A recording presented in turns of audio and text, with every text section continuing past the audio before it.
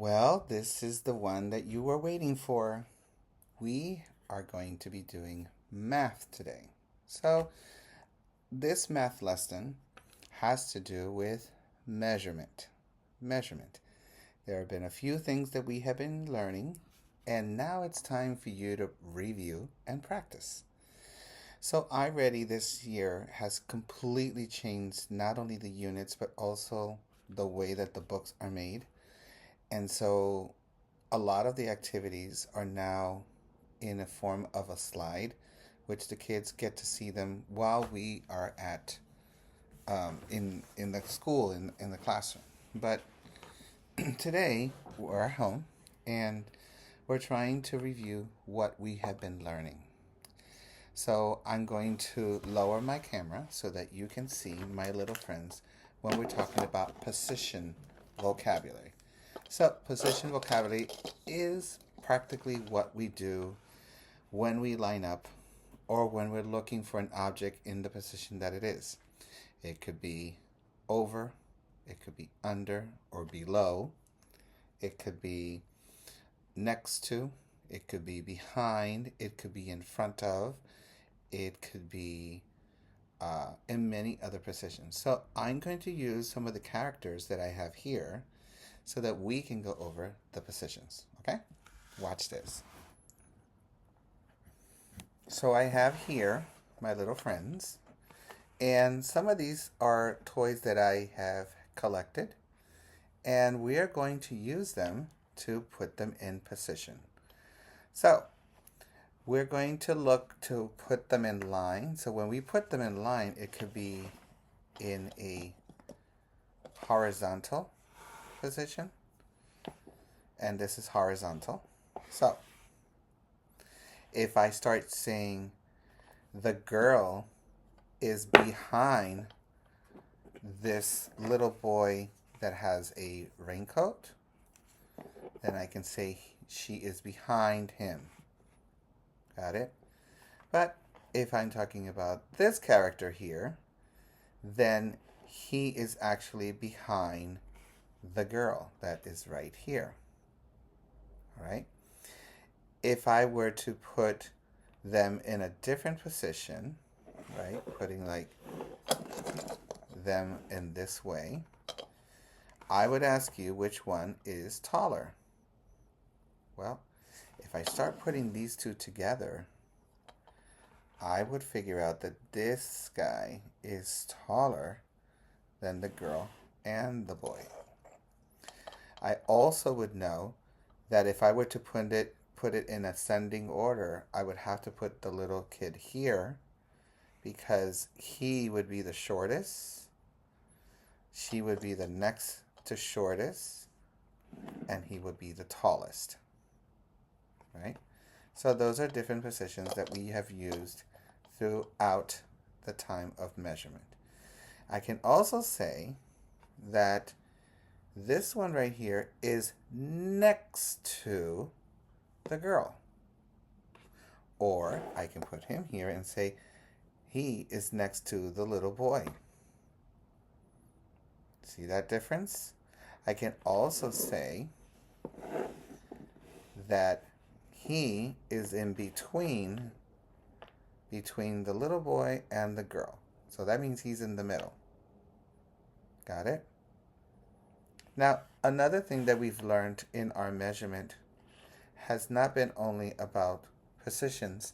We have also learned about measuring with some things. So I'm going to use this object, which is a train. It is supposed to be the N train, if you look at it right here, of the city of New York. So I'm going to be using connecting cubes, or interlocking cubes I used to say. And these connecting cubes that I have in these bags, you can get them at Target. This is what I got from Target. So what I'm going to do is always remind you that if you get these connecting cubes, you can practice at home. You can also make them into shorter, but we're going to use this as a non-standard measurement. We're not using a ruler, we're using connecting cubes. So I'm going to put it in front of the train because I need to know how long is the train. So when you're going to measure an object and you're going to measure the length, which is what is longer or shorter, you're going to always put the connecting cube or whatever non-standard measurement you're using at one end of the object. Okay, you see this here has to connect with the end of the train, not the beginning of the train, but the end of the train. And now once this is in position, then I can start counting all of the connecting cubes to see how long is this train. So we're counting 1, 2, 3, 4, 5, 6, 7, 8, 9. 9 connecting cubes, or nine in length, right? It's long as 9, not 10, because if you see, 10 is up here and the object of the train stops right here. So we're measuring from where we started, which is right at the end of the train, to the beginning of the train, which is where this connecting cube stops. All right. Now, another way to measure is with these fun inchworms. These inchworms, I got them somewhere either at Lakeshore or somewhere else. I don't remember exactly, but they are very useful to measure. So they're called inchworms because you see this here, that's a worm. And so what you do is you put the tip of one of the inchworms and you snap it. You see? It doesn't come off. Then you take the next one and you snap it. Then you take another one and it snaps. And you continue taking the next one and it snaps until you have the same thing that we were using with the connecting cubes. So now that I have this here, I'm going to measure the train. And look, I might need one more. So what I'm going to do is I'm going to add another inchworm. So now I can start counting the length of my train. Remember, this is the end of the train, so the inchworms, just like the connecting cubes, have to be at one end of the object. And then the rest should be touching the front, in this case, of the train. Ready? Let's count. 1, 2, 3, 4, 5, 6, 7 inchworms. 7 inchworms long is this train. Wow. What else can I measure in measurement? Well, I can measure the height. So I'm going to take the girl again. And for those of you who didn't know, I'm going to now pick a pink color because, you know, girls like pink. And I already used the lavender one. It comes in different colors. So if you wanted another color, here's another set. These I got them from Target, like I said. The train was at a toy store in the city. And so inchworms, I think they were from Lakeshore. So the difference now with the connecting cubes is that you can actually break them separately into pieces, right? And this is the way I usually set it up when I'm in the classroom so that you can start building by height. Now, height has to do with being taller or shorter. But we want to see how tall is Daphne, because this is Daphne from the Scooby-Doo, right? And now we're counting from the bottom because we have to count up, right? And we're going to count all the way to here, because this is where her hair ends. Ready? Here we go. 1, 2, 3, 4, 5.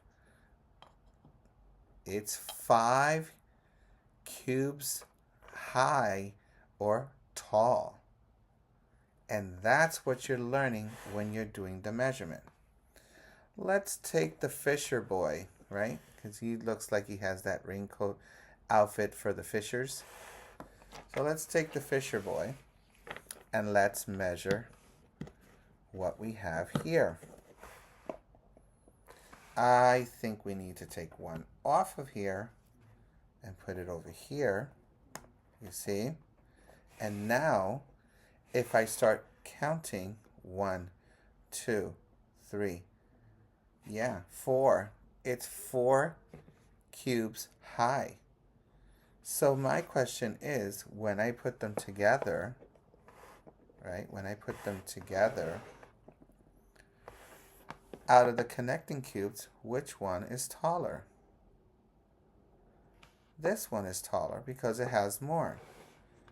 This one is shorter because it has less.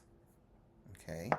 But if I were to compare Daphne and the Fisher boy, then I would have to say that Daphne is the tallest and the Fisher boy is the shortest. Got it? So these are the things that you should be practicing when you're going to measure. You can use anything at home. You can use paper clips. You can use your own toy cars. You can use maybe your little dolls, or even something that's long. You know, some of these activity things that you can use to really help you measure. So this is what you're supposed to be doing and learning, and practice makes it perfect. So for this group that's learning about this video now, you're in kindergarten. This is what you're going to learn, and we are practicing because practice makes it what? Perfect. Remember, smart is not something you are. Smart is something you get.